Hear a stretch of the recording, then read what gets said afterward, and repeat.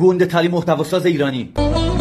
من yoruldum hayat. امثال پویا پوتک و آریو کروکسر و فرشاد سایلنس تو خوابشون هم نمی گنجه که بتونن یه روزی به جایگاه این برسن. میدونم الان خیلیاتون میخندید میگید اینو گنده، اینو ما مسخرهش میکنیم، ایسکاشو میگیریم. خیلی هم اینطوری دیسش میکنن یا کامنت های منفی واسش میذارن و بهش هیت میدن، ولی ایشون پولدارترین محتواساز ایران و پولدارترین یوتیوبر ایرانیه.